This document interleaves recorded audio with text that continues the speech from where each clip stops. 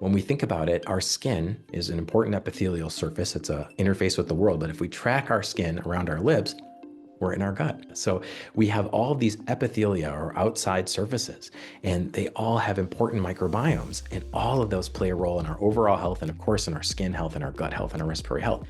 People, I think, who are not within the world of eczema think, well, I can see eczema, I can see it on the skin, so that's just a surface skin disease. And that's the farthest thing from the truth. Donc la santé intestinale est primordiale pour la santé de la peau, pour plein de raisons. D'une part, l'intestin joue un rôle d'absorption. Et donc, si notre intestin ne travaille pas bien, nous allons avoir des déficiences, des carences. Également, des processus immunologiques se passent dans l'intestin. Ces processus inflammatoires vont diffuser dans l'organisme et affecter la peau.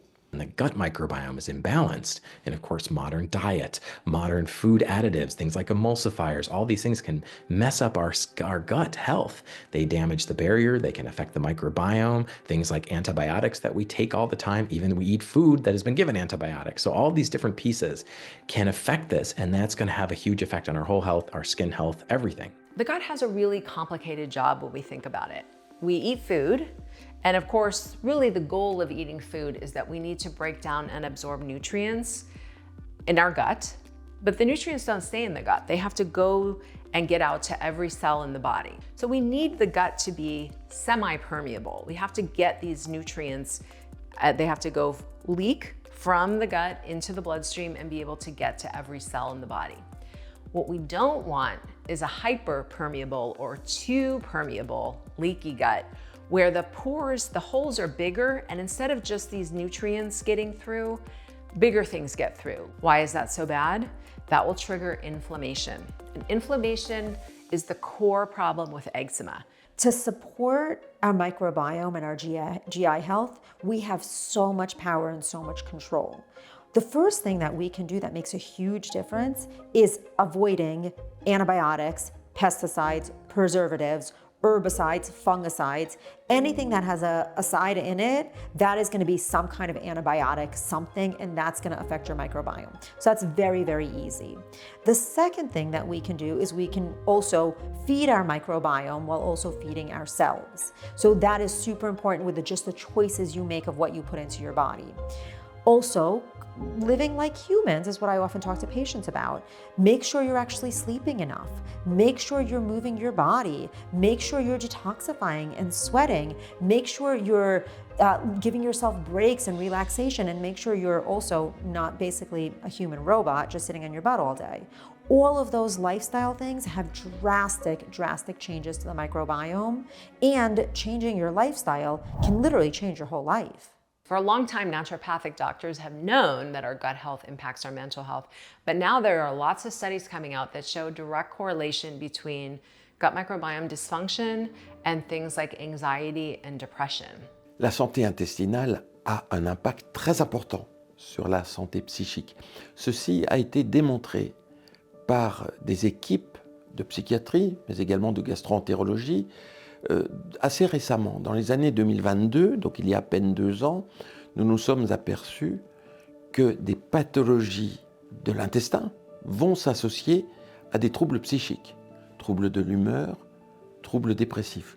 On sait que certains aliments sont capables d'entraîner des troubles de l'humeur, mood disorders. 95% of your serotonin or your happy hormone that then gets converted to melatonin or your sleepy hormone is made in your GI tract.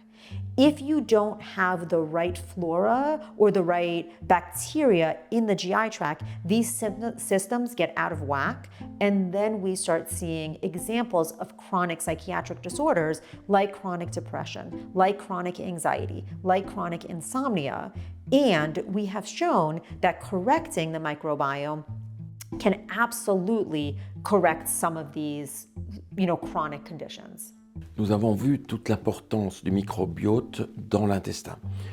Mais avant de développer ce microbiote de l'intestin, il faut préparer la muqueuse. Puisqu'il y a un leaky gut, il y a des défauts. Alors, nous avons besoin de prébiotiques. Ce sont l'amidon, les oligosaccharides, la L-glutamine, toutes ces substances qui vont préparer la venue des probiotiques.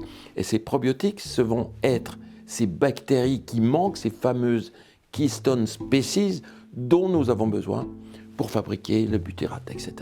et restaurer le leaky gut. Donc, prébiotiques, probiotiques, une synergie d'action de ces deux formes de préparation pour l'intestin.